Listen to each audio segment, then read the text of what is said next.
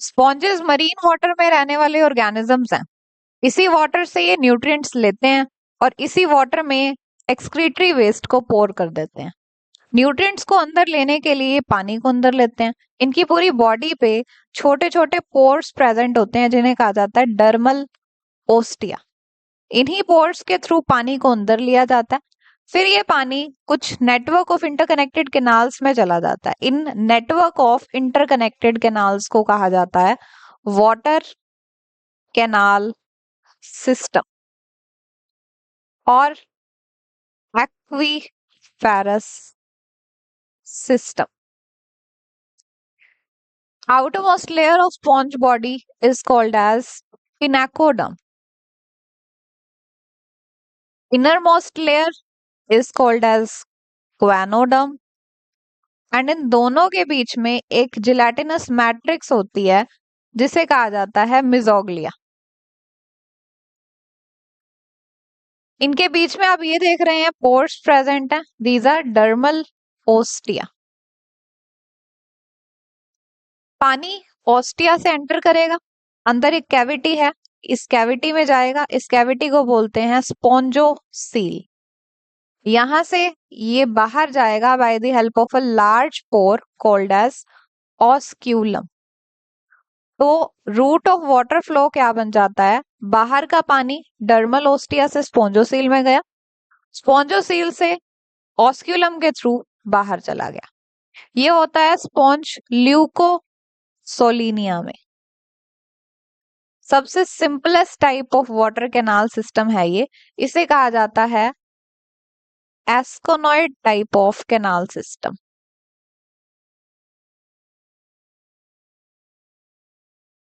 Next, a little complex type of canal system is syconoid type of canal system. इसे हमने कुछ इस तरह से ड्रॉ करना है कि पिनाकोडर्म, मिजोग्लिया और क्वानोडर्म के फोल्ड्स बनाने हैं। ऐसे फोल्ड्स बना देने हैं। अब देखिए पानी एंटर करेगा bye the help of dermal ostia. ये जो ओपन फोल्ड है, यहाँ से ओपन है, ये डर्मल ओस्टिया, ये भी डर्मल ओस्टिया। सिमिलरली ये और ये डर्मल ओस्टियाज हैं सारे। तो ओस्टिया से एंटर करेगा और जाएगा एक कैनाल में। इस कैनाल को बोलते हैं इनकरंट कैनाल। ये कैनाल आगे से ब्लाइंड है, तो अब ये पानी एडजेसेंट कैनाल में मूव करेगा, साथ वाली कैनाल में चला जाएगा। इस साथ वाली कैनाल को बोला जाता है रेडियल कैनाल। ये भी रेडियल है, ये भी रेडियल, ये सारी रेडियल कैनाल्स हैं।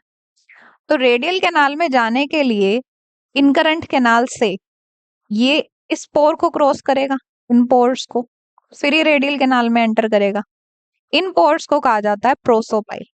सो इनकरंट कैनाल से प्रोसोपाइल में गया पहले पानी, और फिर प्रोसोपाइल से रेडियल कैनाल में गया।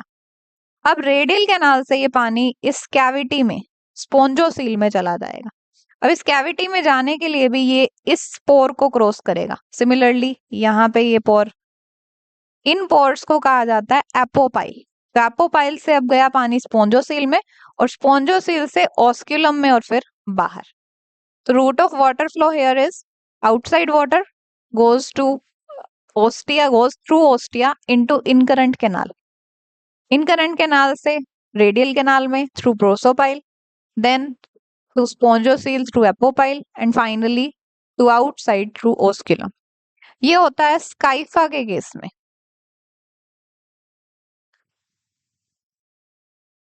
Next, most complex type of canal system is leuconoid type of canal system. Water enter करेगा डर्मल ओस्टिया से एंड मूव करेगा इस कैनाल में जिसे कहा जाता है इनकरंट कैनाल।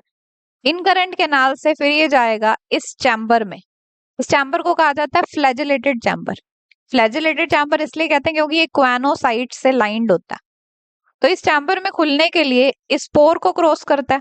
इस पोर को कहते हैं प्रोसोपाइल। तो पानी आया ओस्टिया से इनकरंट कैनाल में, इनकरंट कैनाल से प्रोसोपाइल में गया, और प्रोसोपाइल से फिर ये फ्लैजिलेटेड चैम्बर में खुली। फ्लैजिलेटेड चैम्बर से फिर ये बाहर निकलेगा इस पोर के थ्रू।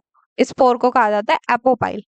एपोपाइल से गया एक्स करंट कैनाल में, एक्स करंट कैनाल से फिर इस कैविटी में आया। इस कैविटी को कहते हैं स्पॉन्जोसिल। यहां से निकलकर बाहर जाएगा by the help of this large pore called as osculum. route of water flow here is outside water goes to incurrent canal through dermal ostia, then through prosopyle into flagellated chamber, then to excurrent canal through apopyle, finally बाहर चला जाएगा by the help of ओस्कुलम। ये होता है Spongilla में। सो तीन types के canal system हम पढ़ चुके हैं। Simplest type of canal system is asconoid type of canal system, then little complex one is syconoid type and most complex type is leuconoid type. अब जैसे ही हम सिंपलेस्ट टू कॉम्प्लेक्स पे जा रहे हैं, सिंपलेस्ट में स्पॉन्जोसील का साइज सबसे ज्यादा था, बट जैसे ही कॉम्प्लेक्स पे मूव कर रहे हैं स्पॉन्जोसील का साइज कम होता जाएगा। ल्यूकोनॉइड में सबसे कम या फिर बोल लीजिए नैरोएस्ट स्पॉन्जोसील प्रेजेंट होती है। That's all.